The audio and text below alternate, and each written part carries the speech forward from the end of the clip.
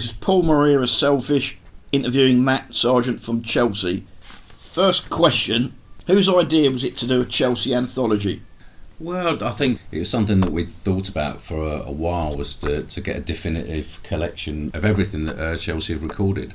So the band's 40th anniversary, which is this year, 2016, we thought be a good time to do it. So there's 3 anthologies. Yeah, there's Volume 1 is the first 3 albums, Volume 2 the second 3, and Volume 3 is the last 3. So the first 3 are... It's Chelsea, Alternative Hits and Evacuate. Alternative Hits is on there, is it? Oh, right, Yeah. It was called a compilation, but it was basically a collection of the singles, and stuff that wasn't on the first Chelsea album. It's almost like the second album, and then Evacuate, which was recorded in '82. Yeah. And the second one is Rocks Off, Original Sinners, and Under Wraps, and that was recorded in what we call the Chelsea Wilderness years in the 80s. And, late 80s, sort of late mid. Because Evacuate was 82, wasn't it? So I think Original Sinners was 83, 84, Rocks Off was 86, and Under Wraps was 89, I do believe. So there's a third anthology? Yeah, the third anthology is the Alternative, Traitors Gate, and Faster, Cheaper, Better Looking. The Alternative was recorded in 92, released in 93. Traitors Gate was released 94. And Faster Cheaper was released in 2005. With my old buddy Tony Barber on bass. That's right, yeah. Living in New York now, of course. So who had all the recordings? Are they done for master tape or CDs or...?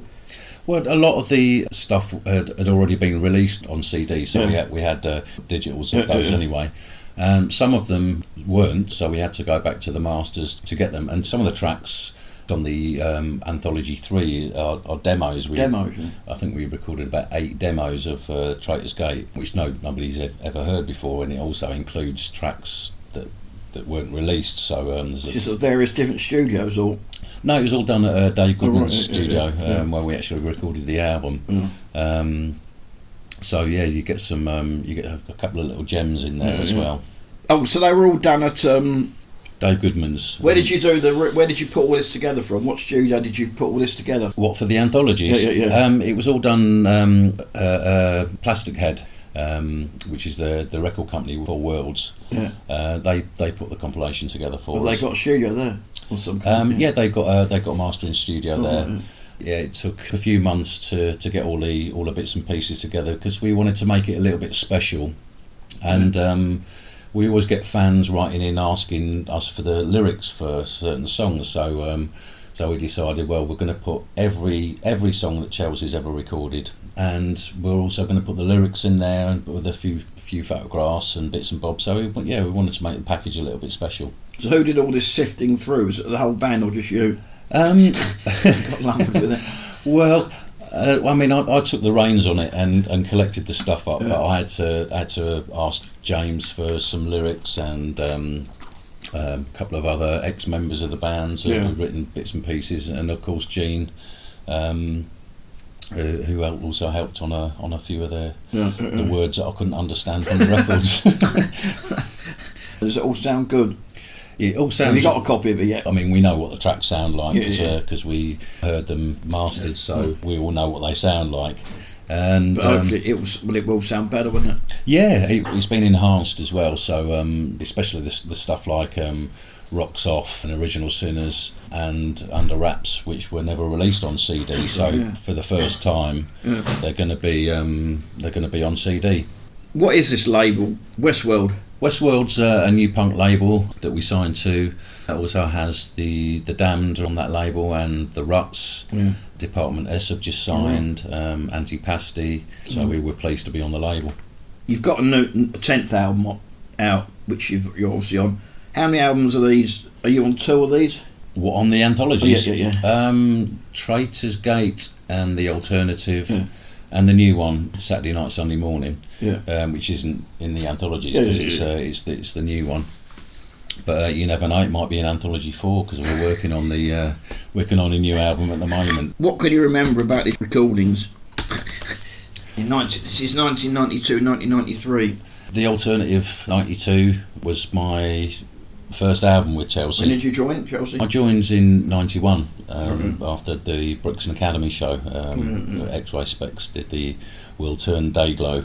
That was the day that I joined. I think Nick rejoined the band maybe 6 months later. Yeah. And yeah, I mean, me and Nick got on like a house on fire, and he spoke to Gene and told him that he'd got some tracks. I don't think he had, but he was kind of in his studio writing some stuff. So we worked on them and rehearsed them, and got them ready for recording. I got to record one of my tracks, More Than a Gyro, which I originally wanted Gene to sing, but he said, "Nah, you go and sing it." So I actually got to sing me track. But did you do one on that? That's quite. I just wrote one, yeah. That's one of the best ones, isn't it? Was it good studio in Stafford? Yeah, I think it was called Blue Chip Studio in Staffordshire. It was a nice studio, good setup. I think they were mixing, I think it was a Heaven 17 single at the time, doing a remix, and I think Ranking Roger had, from The Beat had been recording there. So it was a great 24-track studio, so we had everything on single faders, and we could do overdubs, and me and Nick spent a lot of time looking for sound effects and things to put in between the tracks, and yeah, we spent 2 weeks up there working hard. I think we got the drums recorded in the first day. I think it took me about 4 hours to record the bass for the Alternative, and then we spent a couple of days doing guitars, and then another couple of days doing solos, and then backing vocals, and then lead vocals. I think there was one track, What's Wrong With You. I think the drums were kind of meandering a little bit, so we got the drummer to come back and re-record that. Were these drummers member of the back? Were these just various drummers? No, Stuart Salisbury was the drummer on Traitors Gate and the Alternative album, and I'd worked with Stuart before in a ska band we had called the Pneumatics, and he'd left that, and funnily enough Everett from The Beat joined the Pneumatics, so Stuart joined Chelsea full time, and he did the legendary 1992 European tour. Lots of fiascos and shenanigans, and then we recorded the Alternative, but Stuart couldn't commit because he had a baby on the way, and he had his mortgage to pay, so he played all the shows that he said he was going to do, and then we replaced him with Andy Reid. He bailed out, I think it was 2 days before we were going into the studio to record Traitors Gate, so we phoned Stuart up, and he had 2 days notice to record Traitors Gate, and he did a blinding job. Traitors Gate was done at Mandela Studios. Yeah, Traitors Gate was the same lineup as the Alternative, apart from the addition of Rob Miller on guitar. Right. So basically, the Traitors Gate is the same drummer. Yeah, Dave Goodman produced the Alternative up in Stafford, but when we did Traitors Gate, we actually went to Dave Goodman's house and recorded in his home studio in the cellar, which was called Mandala Studios. Nick says there was less tracks on that one. So you had to do some bouncing on guitars, 16 tracks. Yeah, I mean, like I said, on the Alternative in Stafford, we had it was a 24 track, and I think there might have even been less than 16. It might have only been an 8 track. So there was quite a lot of guitars and overdubs, and we bounced those together, which we shouldn't have done, because when it came to mixing, there's always a little bit of guitar, or the rhythm guitar needs to go up, and of course if you bounce them, then you can't go back. Are you happy with it in the end? Yeah, I mean it turned out all right in the end. I mean it is what it is. It's it captured that time moment, and again on the Anthology albums, you got the demos, which we did. I think we did those 3 months before we recorded the album, and they've got a different feel to the album. You know, when you record demos, sometimes you get a certain sound which you can never quite recreate in this. You know, when you're doing the albums. So Matt, this is coming out on CD, obviously. The Anthology CDs, 1, 2, 3, they're on CD. £13, you know, for 3 albums, which is great. You know, and like I say, you get the full package with the lyrics and everything. What about any vinyl? The Alternative and Traitors Gate didn't get released on vinyl. And a lot of our fans, have been collecting their records from the 70s. They got all the singles, so they wanted those albums on vinyl just to kind of complete their collection. So the record company have re-released Evacuate. I think that's on red vinyl. Alternative Hits is on yellow vinyl. The Alternative is on red vinyl. Saturday Night, Sunday Morning, red vinyl. I think Traitors Gate's going to be on clear vinyl. Faster Cheaper, I think it's going to be on purple vinyl. So it's great that these records have been re-released. They're double gatefold albums, so so they're good. And the second anthology wasn't on CD, is that right? That's right. Yeah. Which are those albums again? Under Wraps, Original Sinners and Rocks Off, they weren't on CD. I think Rocks Off came out in Japan on CD. I'm not even sure if that was a bootleg or not. But these are official releases. There is some good stuff on these. Under Wraps, there's a track on there I really like called Life of Crime. Cheat's good. Who wrote the songs on these ones? It was Paul Lincoln, who was on the Evacuate album. He did most of the writing for Under Wraps. Guitarist at the time, Tim Briffer, wrote stuff for Rocks Off. And again, there's some great songs. The single Give Me More is my favourite track on there, and Fool's Paradise there's a great track there. Hare Krishna chant at the beginning of it. Good track. Good singing. So what plans have you got for the 2016 in the future? Just about to start the 40th anniversary tour. It starts on the 22nd of April in Brighton. That's our first show. The day after, 23rd of April, we're playing the Garage in London, which is our 40th anniversary show. The members are going to be our special guests for the night, and it's also their 40th anniversary that day, so that'd be good. And I think there's going to be some ex-members of Chelsea turning up, and people will be able to get their records signed, by ex-members and stuff, so that'd be good. And then we're touring. We're playing Bristol, Norwich, Middlesbrough, Worksop, Aberdeen, Glasgow, Edinburgh, all over the place. Everywhere. Towards the end of the UK tour, I think we've got 6 gigs on the trot, so we'll be playing Tuesday, Wednesday, Thursday, Friday, Saturday, Sunday, Monday, Tuesday again. And then June we have off, and then we go to Europe for a couple of weeks. So we'll be playing in Germany, Switzerland, Holland, I think, Czechoslovakia and Poland. They're quite manic, them gigs, or? Well, touring's always manic, especially with Chelsea. It's good fun times, being on the road. The audience is younger over there, or? Yeah, I mean, the strange thing with Chelsea, we've got a big cross section of fans. A lot of new guys. They're sort of aged 19, and you get the 50, 60-year-olds as well who've been following us for years, And there's even a band called the Supersonics, who there's 3 13-year-old girls from Devon, and they're fans of the band, and they recorded a great version of Urban Kids, and they're young teenagers, Plans for another album? Yeah, we've got recorded Saturday Night, Sunday Morning, and that's done really well. Good write-ups in the press, and the record company were really pleased with it, so they've asked us to do another album. So me and Nick have been writing tracks for that.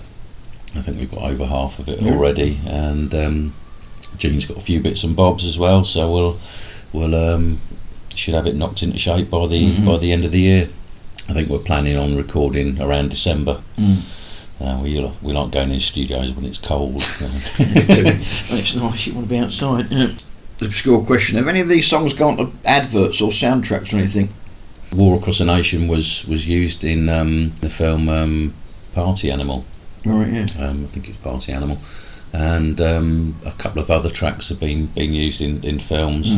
I forgot to ask Nick about that one. That War Across the Nation is actually quite a well-known song, isn't it? It's quite a well-known Chelsea song, isn't it? Yeah, I mean, it sold.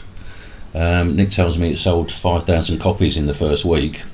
So there was 2 off Evacuate. Was there 2 singles? Evacuate, War Across the Nation, and New Era, because I think Last Drink was it? No, Stand Out. Sorry, because Last Drink was the B-side. What's that track? I'm going to ask Nick about this Tribal song. It's a funny song, isn't it? Tribal song, yeah. I mean, Gene does like to have his. Strange song. I mean, we had it on the Alternative album recorded in Stafford, and the last track was a track called Ode to the Travellers. Gene hired in a Morris dancer to play like an accordion with like all the bells and stuff on his ankles, and he wanted to do a cross between Lord of the Dance and English Country Garden. So we got this Morris dancer in to come and play it, and in Stafford, this is and Dave Goodman played the bass drum, and that track became Ode to the Travellers, and me and Nick hated it. You know, it's like according to this, Nick wrote it, but. I'd be pleased about it. He'd be asking for his royalties. But yeah, I mean, we dropped that one. Yeah, I mean, it was actually listed as a traditional song, but yeah, as none of us played on the album, we hated that track anyway. We decided to take it off the anthologies because it's no relevance really. Tribal songs kind of along the same lines, I think. I mean, you probably have to ask Nick about that because that was the Evacuate period. But it's got rain on it, and you can't really understand. It took me quite a while to work out the sounds like the end of the world. I don't know. It sounds like the end of the world about that. Well, you never know. That might be what was going through Gene's head at the time. You know, you'd have to ask Gene. Of course, that was the end of side 1 on a record. Yeah. Track 5. Yeah. Any other fun times you can remember? Lots of fun times. It's been great. It's good to be working with Nick again. And like I said, I left the band in '94. And went on to play with Sham for 15 odd years, and Nick did his different projects. So it's good to be in a band with Nick again, you know, because we've always been close buddies, but it's actually good to be getting out and playing and writing some songs together. So yeah, it's good. And Lee, where's Lee come from? Is that one of Nick's friends or? Yeah, Lee was in when Nick left Chelsea in '94. Nick put a band together called Profumo. Lee was part of that band. So when we were putting the Chelsea lineup together that we've got today, Nick suggested to bring Lee into the fold, and Lee's a great drummer, one of the nice lads. So it's great. You know, we've got a good band. I think that's the end of it. Thank you very much, Matt. No worries.